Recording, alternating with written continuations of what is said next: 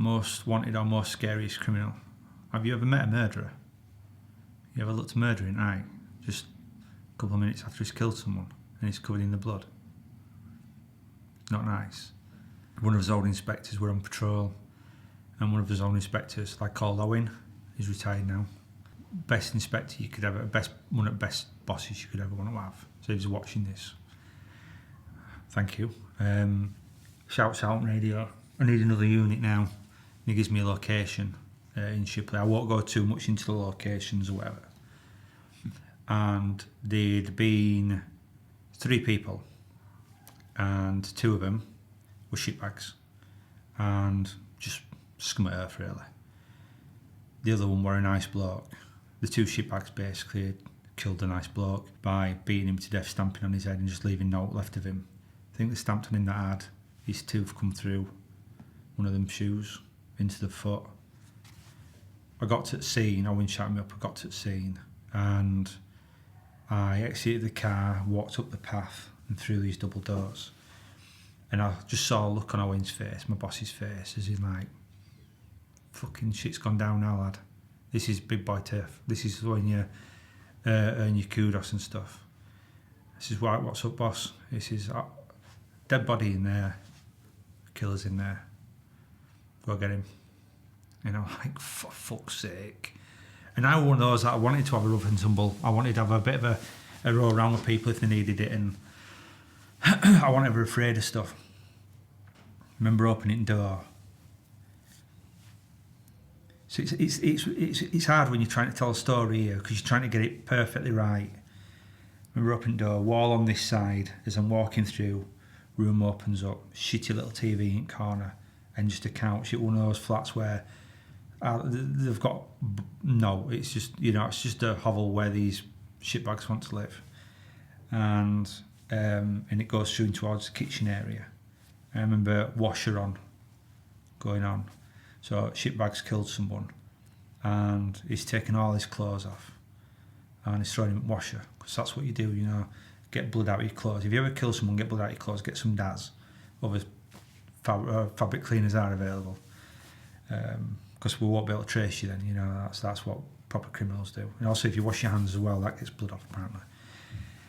And I remember this lad sat on the couch. He just sat on the couch. I'd had gone, he was like looking, blood all on him. And I remember him saying his name, and he stood up and he turned. I'm sure he was just in his underpants. I could see what blood. And I remember looking in his eyes. And I told him he was locked up, suspicion of murder. Now, to do that in your career, that's quite rare. The Bobbies retire, I've never done it. Cuffs are always on my left-hand side, and you've got 2 clips. This was before they were in my stab vest. Clip, cuff out, and you could clip, cuff out, cuff. 3 to 5 seconds, and you could have someone, if it were frantic and it were more violent, it'd be a lot quicker. So I walked up to him, grabbed his arm, put it up in front, told his name, you're under arrest on suspicion of murder, click. And I remember putting bottom cuff on, because she'd stack like that first of all. Put bottom cuff on, and I was going to stack him to the front. Fucking hell, he's a murderer, this lad. Not being funny, but you're getting cuffed at back, there's no way you're going to hurt me. And I remember looking in his eyes, and I thought, it was fucking black. There was nothing there, but I was face to face with this lad that had just killed someone. I could smell blood in air, it was really warm, like eating room full, and I could smell whether it coming out of clothes in the washing machine or just the blood that were on him. And I remember cuffing him to the back, took him to the police car and sat him in the police car, and it were an Astra then, I wasn't in a traffic car. Put seatbelt on so he couldn't move, and I drove to Nick. As I'm looking, like saying to the camera, I remember looking in the rearview mirror at his eyes, and just saw his face and his bit in his just eyes, and he was just staring at me all the time. Wouldn't make any conversation, wouldn't say anything. We're obviously not going to talk about normal stuff, are you? But he wouldn't say his date of birth, his address. He wouldn't give me any further details, but he just kept on looking at me. So I didn't say out. Driving towards Nick, and all he said was, when I'm out, was, I'm going to find you. And I'm like, what do I say now? And I had this Rolodex of fucking one-liners going round in my head. This like comedian sat there thinking, I'm going to fucking get something really good here. I'll find you. And I thought, do a note to come out. So I just said, yeah, in fucking 30 years when I'm living in Spain, in my little villa. And I remember grabbing the steering wheel at car and feeling leather on the steering wheel and getting sweat were coming out of my hands. Or in that bit where you're feeling like there's out of your depth and fucking in a big swimming pool, chains on your legs pulling you in. And they were not there. Took him into custody, lodged him. That was funny, taking him in custody. So I said, Sergeant, you know, I'm meant to give circumstances of, this is this gentleman here, he's been involved in this is why I've got too much. So I said, Sergeant, this man's killed someone. There's a body somewhere and this man's killer. I said, I can't accept him on that. I said, well, there's a dead body somewhere and he's killer. So they accepted him, got life imprisonment for it. But I always remember those eyes looking at me. And they were not there. They were just like no soul. And you can see it in certain people when you just look into it. It's pure evil. No remorse. No. So these two lads got locked up for murder. And this bloke didn't deserve it. He didn't deserve it at all. But I've never been... I suppose when people say, there's someone famous there, and you go over and you're a bit starstruck, I've never been as murder-struck or as awe-struck as being thinking like, it's been a lot to take someone's life, hasn't it? It's been a lot, and then once you've gone to that place, you can't ever come back. And I've met a lot of people that have been in army and done things in army that probably make you shit your pants or scared in your boots. But that's different, is that? This is a stone cold killer. That was scary. And one of the other most wanted people I got, which I was proud of getting, we had intel that they were I think it was a child rapist. He was a groomer and he were getting girls drunk, I think 12, 13 year old, getting them drunk, raping them. And he were out and about looking for his next girl, so to speak. We got information that he were going to be up around Oakworth in this. All we got were a certain type of car, we won't go any further into that. So I went on patrol and this car passed me and I thought, I just don't like that. It just rung too many bells. Certain sixth sense kicks off about it. And this lad had come from over from Halifax at the time.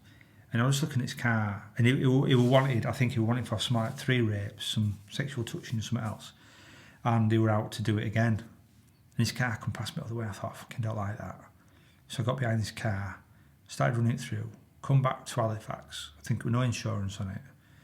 There was no intel on it. And I followed it in at Keighley Town Centre, turned down Cavendish Street, and it turned on Hanover Road. So I was single crewed at the time. So I was single crewed. And I put lights on, car stopped, and I went over to the driver's side. And he opened car, and the only thing I remember about this lad was because I knew it was going to be him. If it were going to be him, I think he would have shot a 7 foot. A fucking big lad. He was fucking ginormous. So I opened the car door and I went, is this your car? It's come back as no insurance. Yeah, it is. So just come sit in my car. And he got out of the car and it was right Back to the Future. I just sort of went, like that. And I'm 6'2", and this lad was fucking ginormous and he was really, really big. And I took him, but I couldn't get him in the car. Couldn't get him back at traffic car with that big. He just put the seat forward and just literally getting his head in. I needed like a shoe on to get him in. Couldn't get him in. So I had to do it all stood outside the car. So I'm running him through and first thing control room says, I think it's code 12. And you code 12, which basically means, can you speak? We don't want the person to hear. And I've always been one of these people that if I'm like, oh yeah, I'm code 12, it's in like, they're going to tell me something now. And either you're not going to like it or you're going to end up fighting me. But I always used to give them that bit of me first, like a bit of cheeky banter, but if you fight me, you're going to lose. Because it was always one of those things where, well, do I really want to fight? Am I really that bothered? Eco 12, I am, yeah. It says it needs to be 112 for, which basically means you need to be locked up. It needs to be 112 for something like multiple child rapes or whatever it was. And so on and so forth. So he looked at me and I thought, fucking don't hit me. He was like Jaws out of James Bond, you know what I mean? He was that sort of like ginormously big. He could have just gone boof on top of my head. Fucking my legs would have broke. Like, don't hit me. And ex-colleague came and we had to arrest him. Just put your arms behind your back and cuffed him. Cuffed him. I think we had to use 4 sets of cuffs to cuff this lad to the back. He was just so big. He got sentenced and he went down for a long time. But he were out grooming, he were out to try and get some more girls in his car. That's when I've gone back to Nick and I thought, I've hit nail on the idea. And it was just that little bit of your Bobby's nose, that little bit of, and I think that's what got Peter Sutcliffe. I think he was having a bit of a piss outside of his car or something, and it turned out his car on false plates. And it was that little bit of a Bobby's, no, in the Volga and all Bobbies have got it and it's just acting on it.